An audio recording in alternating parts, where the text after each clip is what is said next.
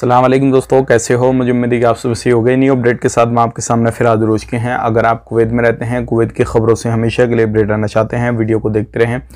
काफ़ी ज़्यादा इंपॉर्टेंट जानकारी मैं आपको देने वाला हूं और आप लोगों को बताने वाला हूं कुछ ऐसी खबरें जो कि आपके लिए ज़रूरी हैं, क्योंकि कुवैत के अंदर जो लोग आ रहे हैं उनके लिए ये काफ़ी ज़्यादा इंपॉर्टेंट है। चेकिंग वगैरह के हवाले से, इकामा, सिविल आईडी के हवाले से हम बात करेंगे और फ़्लाइट के हवाले से हम बात करेंगे। एक सऊदी अरब से बड़ी खबर आ रही है, उसके हवाले से हम बात करेंगे। तो चलिए फिर बिना देरी के वीडियो शुरू करते हैं। लेकिन चैनल को पहली बार देख रहे हैं, सब्सक्राइब कर लें। अब बात कर लेते हैं यहाँ पे सबसे बड़ी जो खबर आ रही है। सबसे पहले हम बात कर लेते हैं फ़्लाइट के हवाले से। देखिए, बहुत सारे लोग हमें सवाल कर रहे हैं कि भाई हमें जो है कोरोना के समय गए थे तो हम नया वीज़ा लेना चाहते हैं, तो क्या अभी आ सकते हैं या नहीं। तो देखिए, जिनकी जो पहले जिस तरीके से रूल रेगुलेशन थे उसी तरीके से अब हैं, जो पहले वाले थे वही अब हैं। ऐसा नहीं है कि आपको छूट दे दी जाएगी या फिर आप जो है कभी भी आ सकते हैं। आपको इंतज़ार करना रहेगा जब तक आपका वीज़ा वगैरह ख़त्म नहीं होगा। जब आपका वीज़ा वगैरह ख़त्म हो जाएगा तो आप आ सकते हैं, कोई भी मसला नहीं है। अब बात कर लेते हैं यहाँ पे एक सऊदी अरब से एक अच्छी खबर आ रही है प्रवासियों के लिए। जैसे कि आपको मालूम है, लोग हज उम्रा करने के लिए बहुत सारे लोग जाते हैं, तो उन्हें घूमना फिरना बहुत ज़्यादा पसंद रहता है, या फिर अलग अलग जगहों पे किसी से मिलना चाहते हैं। तो अभी सऊदी अरब के अंदर जो है एक चीज़ हो रही है, जैसे कि आपको मालूम है, जो लोग ट्रैवल वगैरह करते हैं तो हमेशा जो किराया है वो फ़्लाइट का काफ़ी ज़्यादा रहता है। लेकिन सऊदी अरब के अंदर जो है अब जो डोमेस्टिक फ़्लाइट ले रहे हैं उनका किराया जो है वो काफ़ी ज़्यादा कम दिया जा रहा है। यानी कि अगर उस देखा जाए उसके मुकाबले तो बस का किराया ज़्यादा आएगा और फ़्लाइट का किराया कम है। तो ये काफ़ी अच्छी खबर है।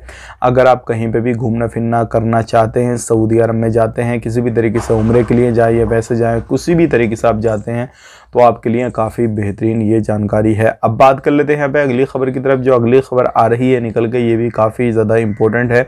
अगर आप कुवैत के अंदर रहते हैं किसी भी तरीके से, तो एक चीज़ का बहुत ज़्यादा आपको ध्यान रखना होगा, क्योंकि अभी कुवैत के अंदर काफ़ी ज़्यादा गिरफ्तारी हो रही है और उन लोगों की भी गिरफ्तारी हो रही है जो लोग किसी भी तरीके से इलीगल तरीके से कामकाज करते हैं। चाहे उनके पास में लाइसेंस है उस चीज़ का या नहीं है, वो मैटर नहीं करता, लेकिन अगर वॉयलेशन वगैरह किसी भी तरीके से करते हैं तो उनके ऊपर एक्शन लिया जा रहा है। सबसे पहले यहाँ पे 2 लोगों को पकड़ा गया है।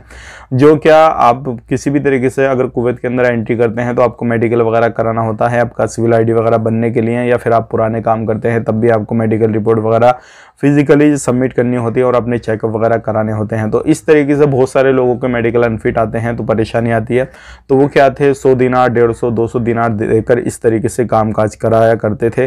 तो इस तरीके से 2 बंदों को गिरफ्तार किया गया है। उनके पास से पासपोर्ट वगैरह, अलग अलग डॉक्यूमेंट्स वगैरह जो है वो पकड़े गए हैं।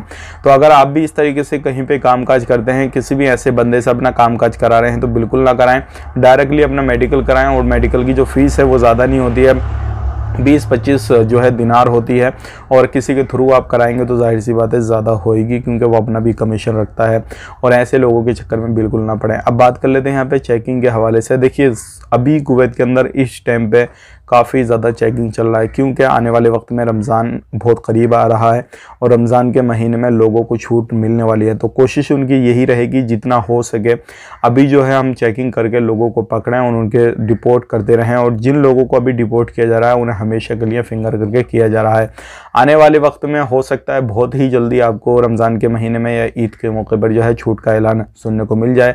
हालांकि छूट उन लोगों को तो ज़रूर दी जाएगी जो लोग जेलों के अंदर अभी कैद हैं, जिनकी सज़ाएं चल रही हैं, जिनको पहले से ही जो है पकड़े रखा है। तो ये काफ़ी ज़्यादा इंपॉर्टेंट जानकारी थी जो कि मैंने आप तक शेयर कर दी। वीडियो अच्छा लगा, वीडियो को लाइक कर दें, शेयर कर दें। किसी भी तरीके से आपके माइंड में सवाल जवाब कोई भी घूम रहा है तो ज़रूर कमेंट करना ना भूलें। कमेंट करें, इंशाल्लाह मैं आपको फुल कोशिश करूँगा जवाब देने की। आप अपना ख्याल रखें, अपनी फैमिली वालों का ख्याल रखें। Take care, bye bye.